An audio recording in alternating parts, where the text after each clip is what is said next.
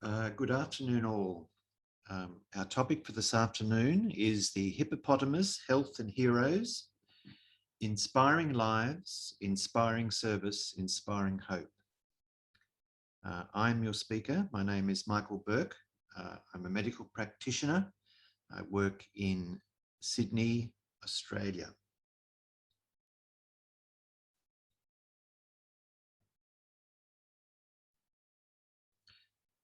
In our lives, we're very much concerned with improving people's health. Certainly in our medical lives, that's for us speaking as a member of the medical profession. We want to see people fully healthy, physically, emotionally and spiritually. And we seek to give them encouragement, to encourage them to live better lives,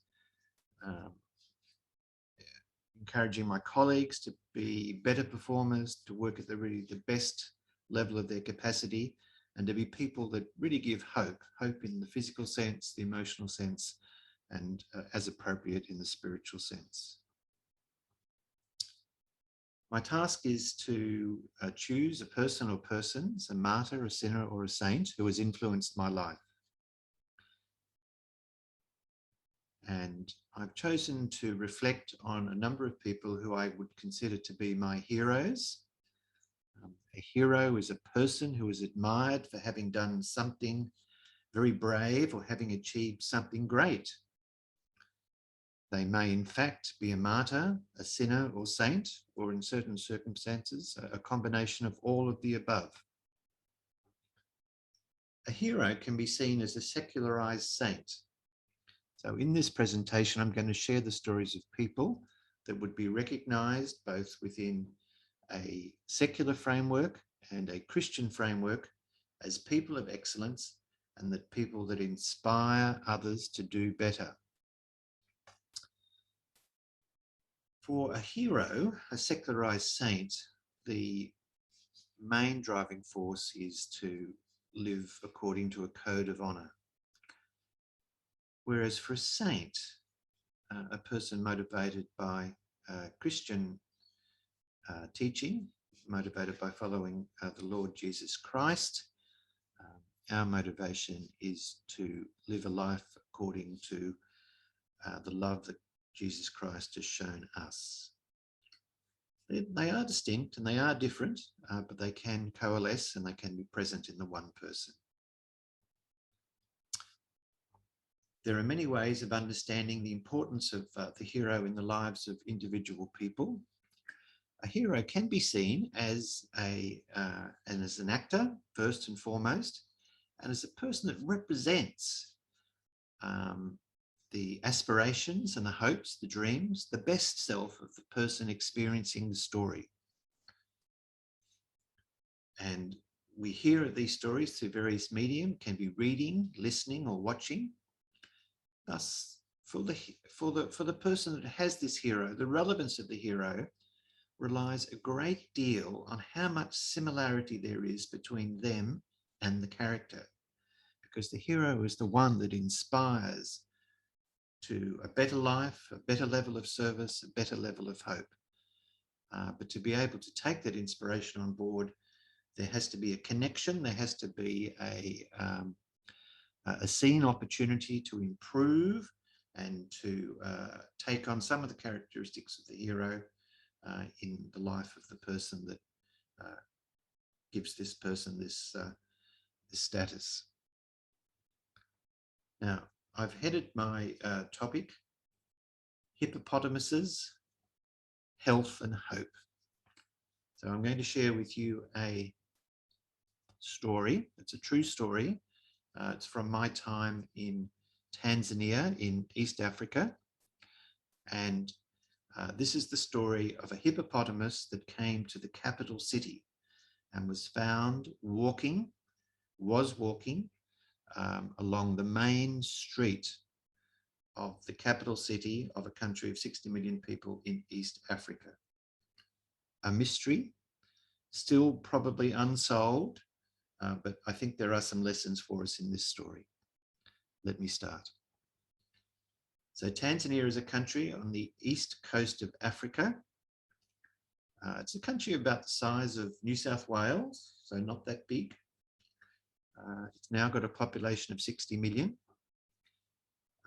Most of the early development in the country was along the coast, but in recent decades, the government realised they needed a central capital.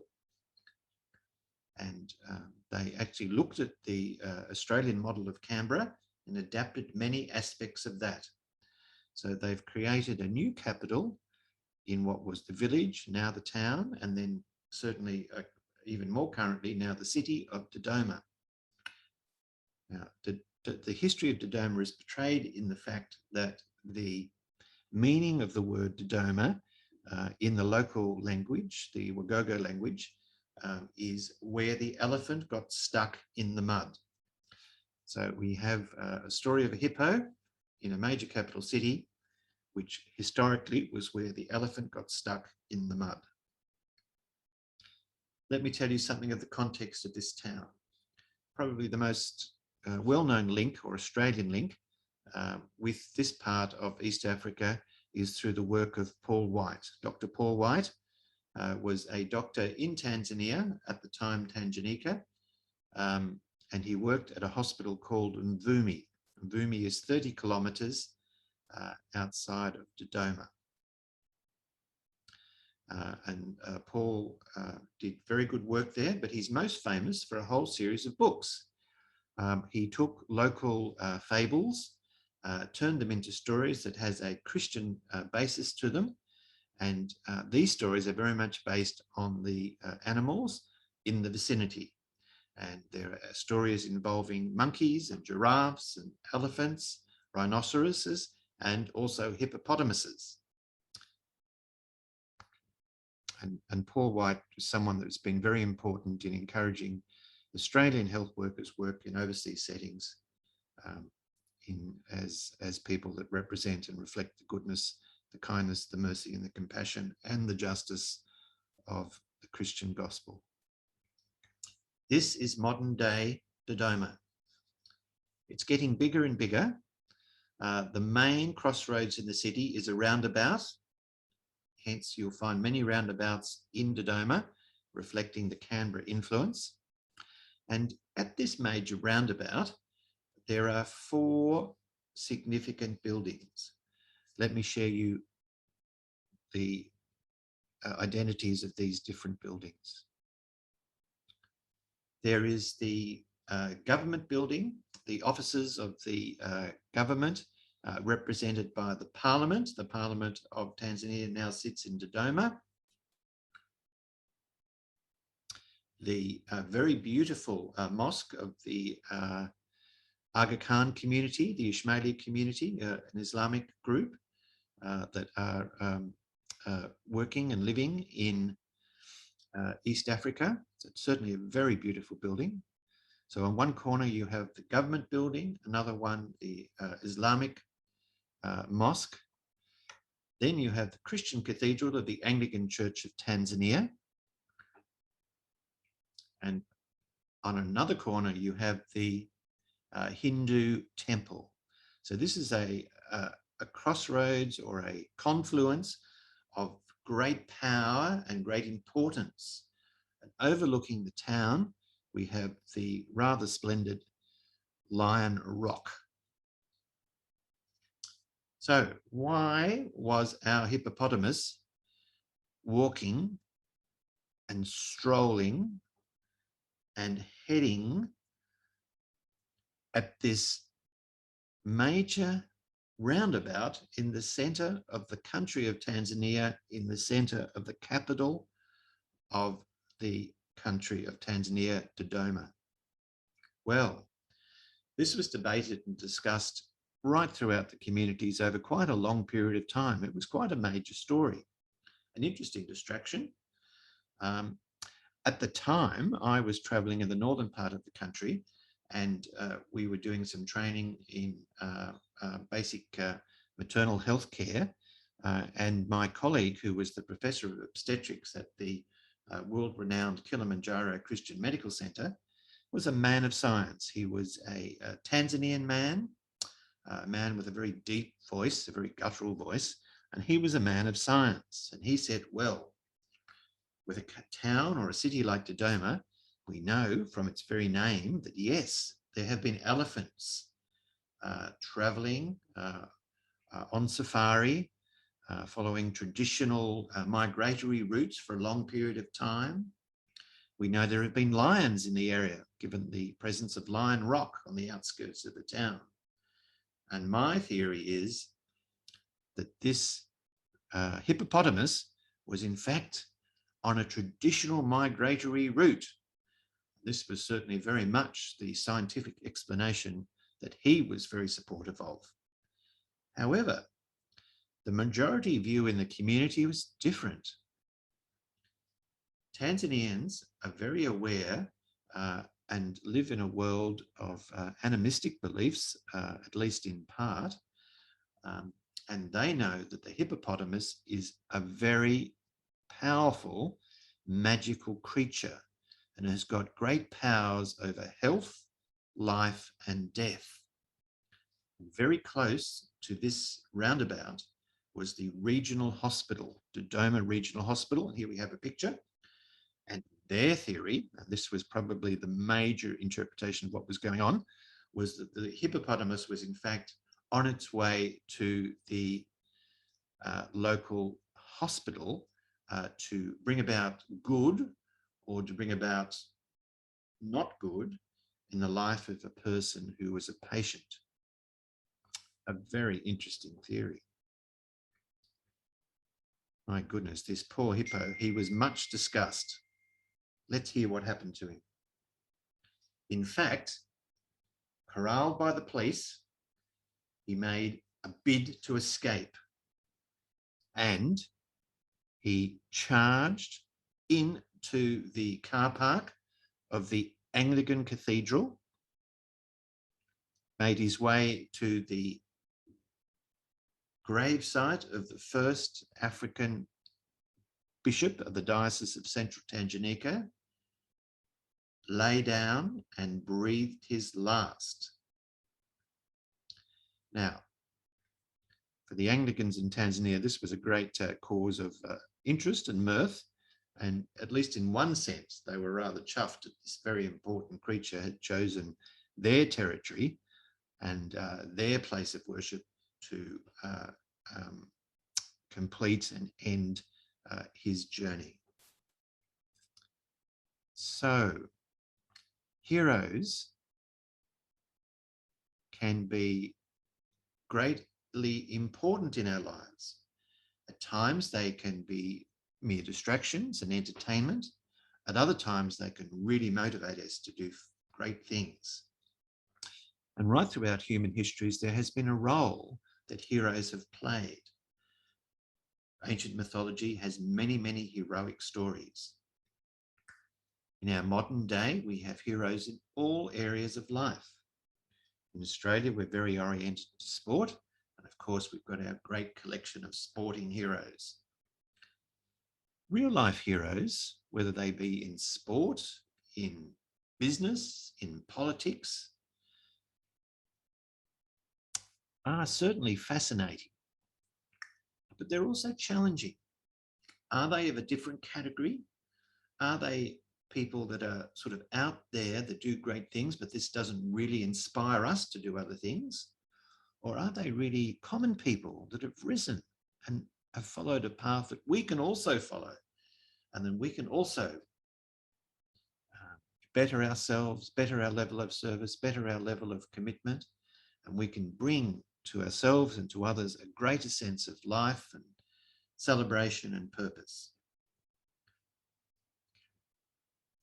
A hero may be a person that achieves a lot, but also may not be part of any kind of morally binding code. And of course, we see that with our sporting heroes. Our heroes can be individual and ugly, or they might be groups of people that do great things, that overcome great odds and go on and to win. Generally, our heroes are people that win. Heroes often make Christians feel a little bit uneasy because, of course, our great hero is the Lord Jesus Christ. And talk of heroes may be considered, to risk marginalising Christ, the hero of Scripture and history. In my talk today, I'm going to engage these issues and find that far from resisting the heroic, the gospel would have us both embrace Christ as our hero, the ultimate hero, certainly someone that sets a standard that is far and above what we are able to achieve in the everyday. But the gospel would also encourage us to strive for to improve and to follow in the story of Christ, but it also gives us a range of other people and other stories, people that we can admire, people that we can learn from, people in a sense that embrace good qualities and at times demonstrate great human frailty as well. And of course, we know that many of them were in fact martyred. So from the Old Testament, we have people like Abraham, David, Saul, the major prophets, the minor prophets, kings, and judges. And these were people that had lives of great influence and great importance. In some ways, they were saintly. In other ways, they demonstrated human frailty. And at times, certainly, and even more so in the heroes of the New Testament, we have people that were martyred. So in the New Testament, we obviously have people like the apostles, Paul, people recorded in Acts, and then, of course, throughout the history of Christianity, 1st century, 2nd century, up to our own 21st century, there are many stories of people, saintly people, that have demonstrated and worked in ways that are extraordinary and that inspire us and give us great encouragement and great hope that we can improve our own lives and the lives of those around us. I work with an organisation called Health Service Australia. We have a vision that global health can be improved, that there can be greater life, greater hope, greater service. And we have attempted to capture this in many ways by creating an award. And we've done this in collaboration with our good friends at the International Christian Medical and Dental Association. We've created an award called the Dignity and Right to Health Award, which is based on the principles of Matthew 5-7, the Sermon on the Mount, and also matched in to in a sense, the secularized version of that statement, which is the International Declaration of Human Rights. So this award began in 2006. It's an annual award, and it provides an opportunity to recognise, support and publicise the works of saints and heroes, the most outstanding role models and champions addressing health issues and development issues. Initially, our focus was predominantly on HIV, but as time's gone on, we've broadened the scope of the award, and we would now address a wide range of issues.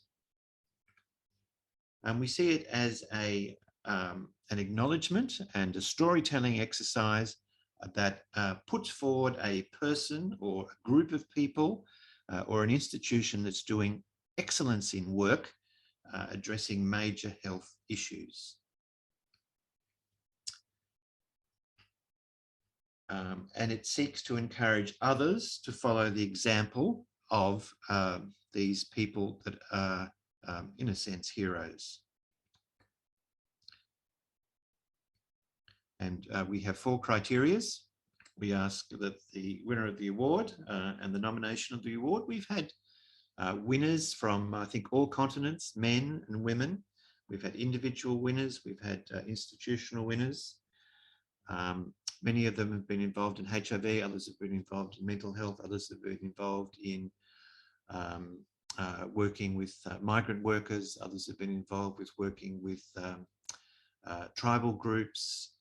Others have been involved in working in basic community health strategies, either in urban settings or in rural settings. Certainly a great group of people.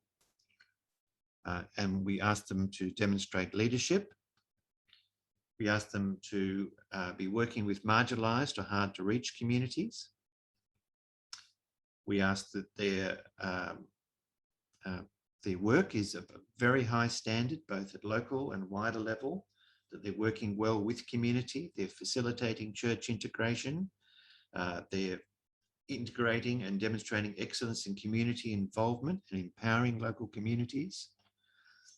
We recognise the importance of gender equality in building better health and building better community participation.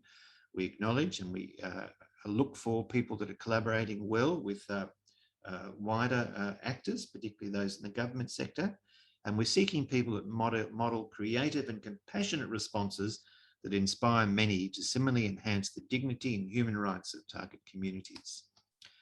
And we seek a person or an institution that demonstrates a life that does justice, loves kindness, and walks humbly with their God, and assists others to come to an understanding that there is a God that loves them and cares for them very much.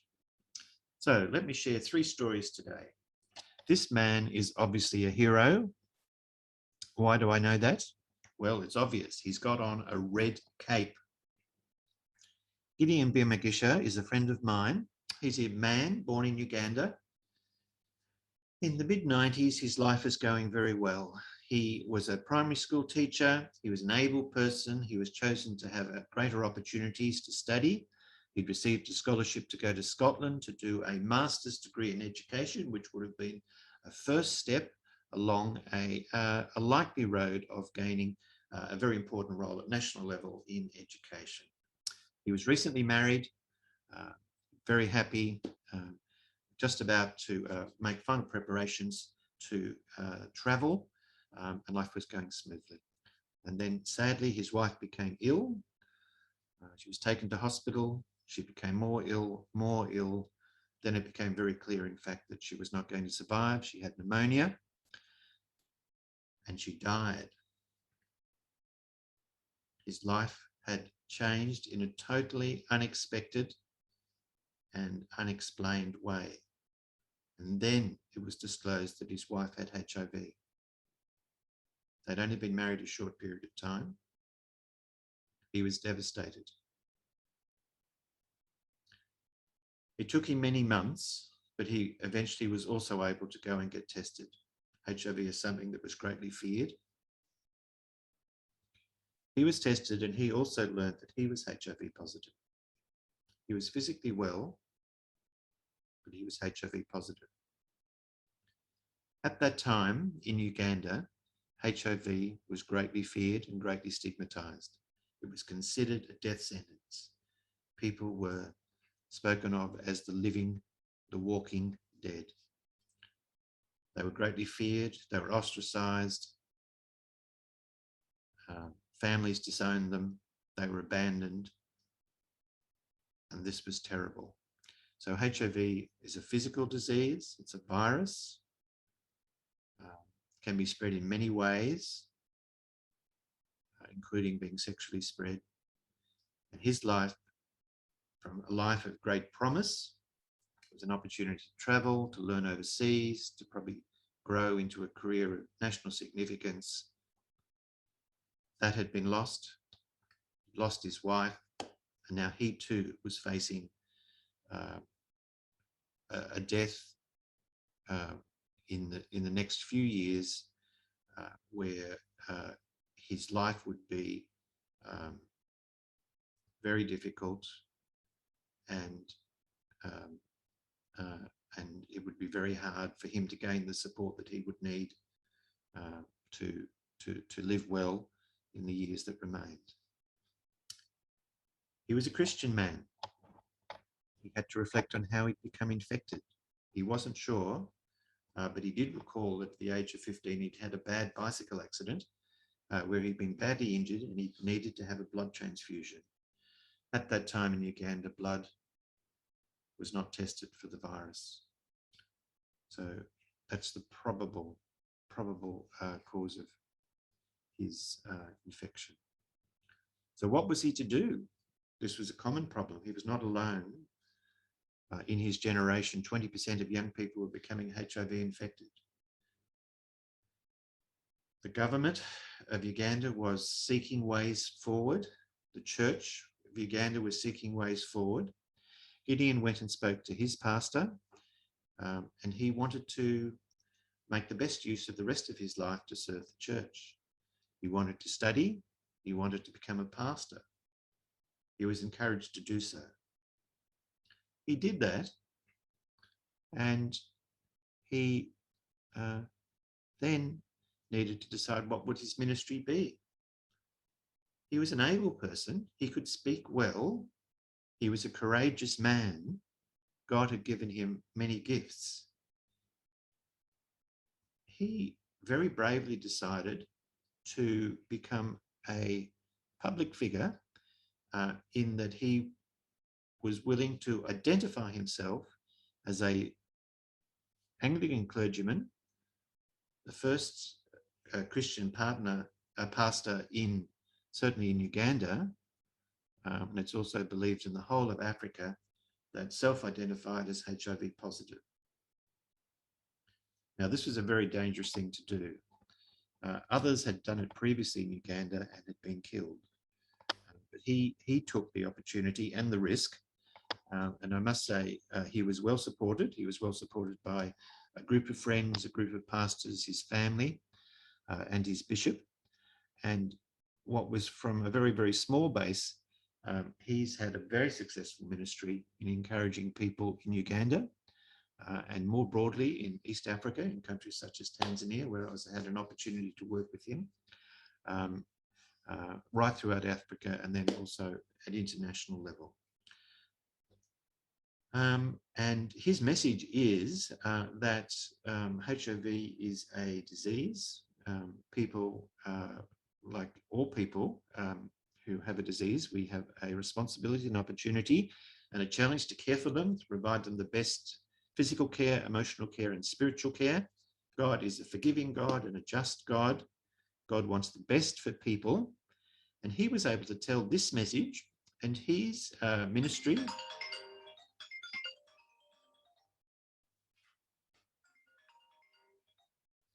along with the ministries of several other key leaders in Uganda, was instrumental in Uganda leading the way in Africa and more widely in the world in demonstrating that at community level and government level, there was a way forward. There was hope, there was new life, and there was service that could be offered that was of great benefit in helping people move forward, even though they were burdened by this particular disease.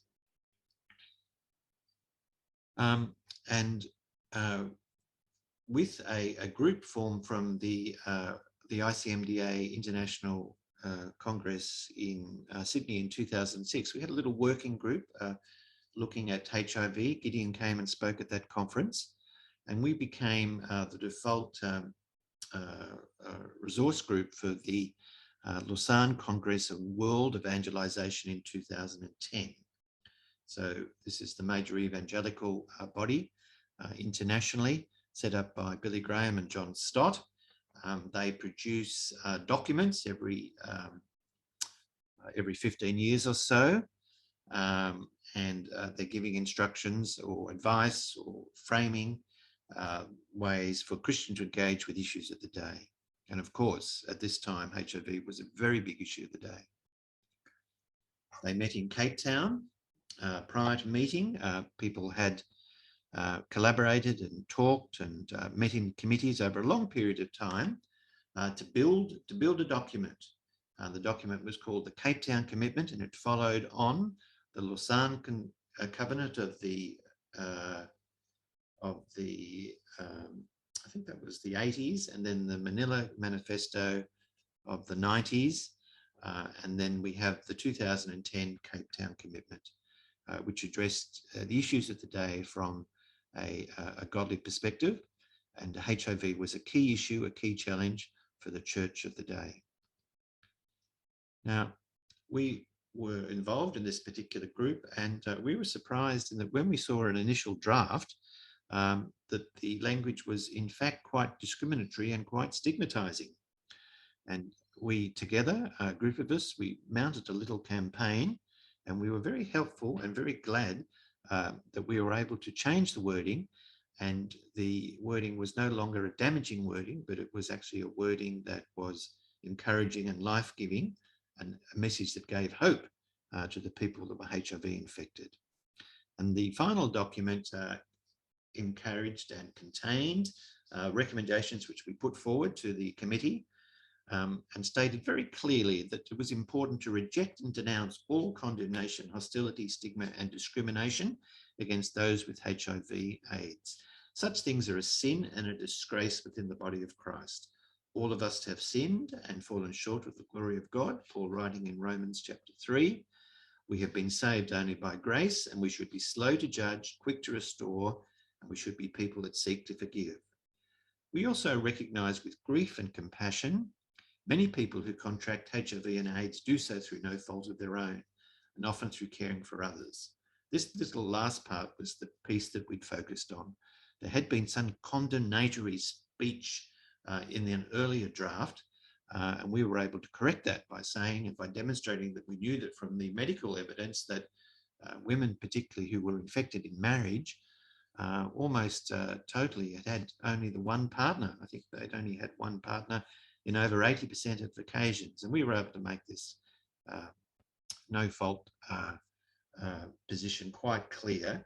And this was very important in reducing stigma. And of course, stigma is a major barrier to people accessing care. So that was a great piece of work with a group of people, including Gideon. So this award has addressed and worked in the area of HIV. Another important winner of the award is the people working in mental health in North India, up near the Himalayas. This is a project that has been driven by a wonderful Christian doctor from New Zealand, Karen, and she's the founder of the Burins Project. Burins is a beautiful name of a beautiful bright flower that blooms each spring and rejuvenates the hills surrounding northern province in India, bordering the Himalayas. And the flower is considered a beacon of new life, abundance and hope, inspiring life, inspiring service and inspiring hope. And it is hoped that the project addressing the needs of people with mental health will also experience this thing, these realities in their lives. And here we have this very beautiful picture of God's world, the beautiful burin flowers in the foreground and the imposing and majestic Himalayas in the background.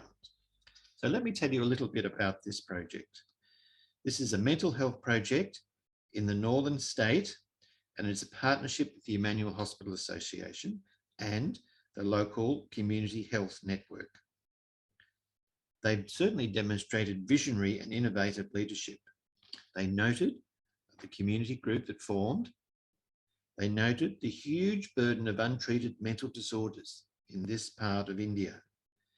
90% of people with mental disorders receive no treatment.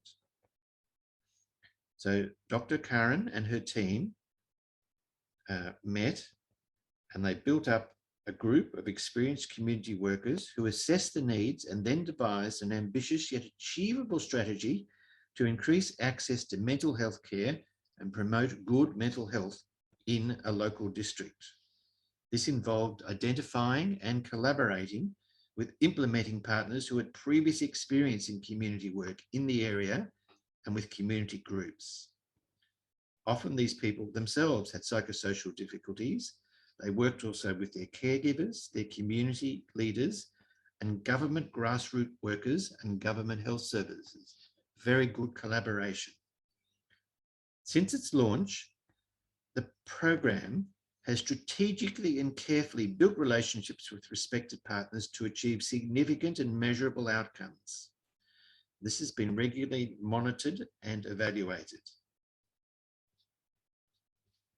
Dr. Karen has well led this team. The Burins Project is continuing to be well led by a collaborative team linked by Dr. Karen Matthias. It's a mental health project in the northern Indian state of Uttarakhand on the foothills of the Himalayas. The Burins team has demonstrated visionary and innovative leadership. noting that there is a huge burden of untreated mental disorders. 90% of people with mental disorders receive no treatment in this location. Dr. Matthias convened a team of experienced community workers who assessed the needs and then devised an ambitious but yet achievable strategy to increase access to mental health care and promote good mental health care in the district where she lived. This involved identifying and collaborating with implementing partners who had previous experience in community work in the area, and with appropriate community groups of people with psychosocial disabilities, their caregivers, community leaders, government grassroots workers, and government health services.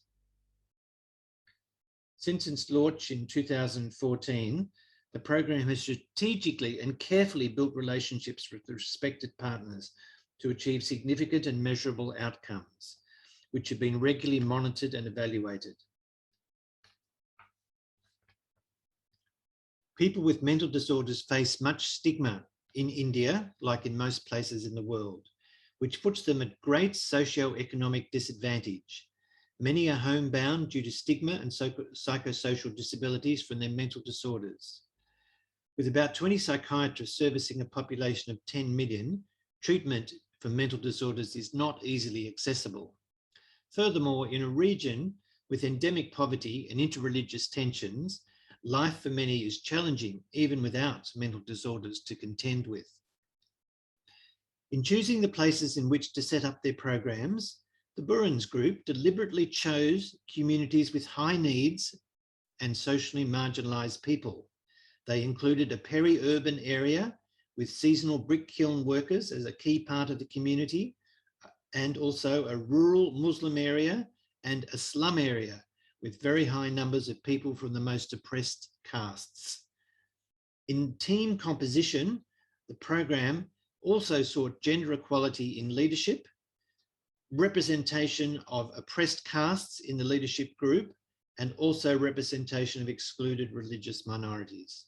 The program has sought to overcome these multiple and great barriers to train community health workers who often travel by foot to reach people with mental disorders and their families, then educate them and bring them to seek treatment.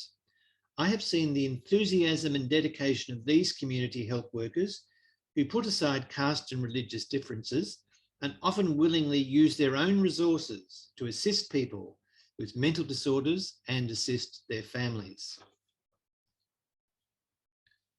The program has a big vision. It wants to build community mental health competence by working on increasing awareness, building in education and advocacy, reducing stigma, providing the services, getting the diagnoses right, getting the treatment right, and expanding an awareness of the importance of community-based rehabilitation. Let me introduce you now, or take you to South Sudan, where I'd like to introduce you to two extraordinary people, Dr. Anil and Shalini Cherian. South Sudan is the world's newest country. It gained its independence after decades of civil conflict about 10 to 15 years ago. Anil and Shalini have had a commitment, a vision to build the health worker capacity of this new and emerging nation. It's been difficult. It's been difficult. They were due to work in the city of Bor, the second largest city in South Sudan. Just in the week before they were due to arrive, there was another outbreak of civil conflict. The local government said it wasn't safe. What were they to do? What could they do? They respected the recommendations of the local government. They prayed, they talked to friends, they prayed, they talked to friends in Kampala, Uganda, the adjoining country. It had a history of collaborating and supporting health workers in South Sudan. The major Christian hospital in the capital of Uganda offered to provide premises where they could set up a school for South Sudanese people, and that school commenced. It ran for many years and trained clinical officers, nurses and nurse midwives. Then the situation in South Sudan improved. civil stresses lessened and they felt safe enough to return to work in the town of Bor in South Sudan. Bor is the second largest city in the country. It's located on the Nile. And here they're continuing now to work and teach clinical officers, nurses, nurse midwives, and eventually the dream is to train people to the level of medical graduate. They've had many challenges. Civil unrest is still an everyday part of life. There has been a major flood from the adjoining River Nile. And of course, COVID is now present in the country. And again, that is a big burden to face with restricted resources. Yet they have persevered, and they have been people that have brought inspiration in life, inspiration in service, and inspiration in hope. And they're training the current generation and the next generation of much needed health workers for the nation of South Sudan. So it's been a great pleasure to share with you today 3 important stories. The story of Gideon Biamagisha addressing health issues related to HIV in Uganda, East Africa, and then the wider international community. The story of Kara Matthias working with community leaders in northern India, addressing the challenges of mental health, the physical challenges, the social challenges, the emotional challenges, the economic challenges, the challenges brought about by stigma, seeking to bring opportunities for good diagnosis and good treatment. An excellent example. And then thirdly, we heard of our colleagues working in South Sudan, Dr. Zanil and Shalini Cherian, building up the capacities of the South Sudanese health system in terms of training health workers. All inspiring lives, all inspiring service, all inspiring hope. Yeah, so these are stories that we can interpret in a way, I think, which allows us to recognise them as heroes, people that motivate us to do better, motivate us to do better in our lives, motivate us to do better in our service, and motivate us to be ongoing and even better in bringing hope. Hope in the physical domain, hope in the emotional domain, hope in the social domain, and hope where appropriate in the spiritual domain. So let's just go back to our hippo. Now, the hippo story, of course, can be looked at in many different ways. Let's just recount. A hippo, not seen in many generations, found at the major roundabout in the major city in a population, in a country with a population of 60 million. What did it mean? Why was it happening? Well, we know that it turned to the church grounds to provide a place of refuge and sanctuary. Of course, his life came to an end there. However, there is another small part to the story that I want to share with you. Our good friend the hippo made a very important contribution to the nutritional welfare of the local prison population. They didn't often get a chance to eat meat, but this was an opportunity too good to be passed up, and they enjoyed a wonderful hippo stew served with rice. And with that, I'd encourage you to be people that bring health, hope, and wholeness, that you inspire people to live better lives, to give better service, and inspire people to find a hope that lasts. So it's been an honour to present today at Theology on Tap. I'm happy to take some questions if people have questions to ask. Thank you.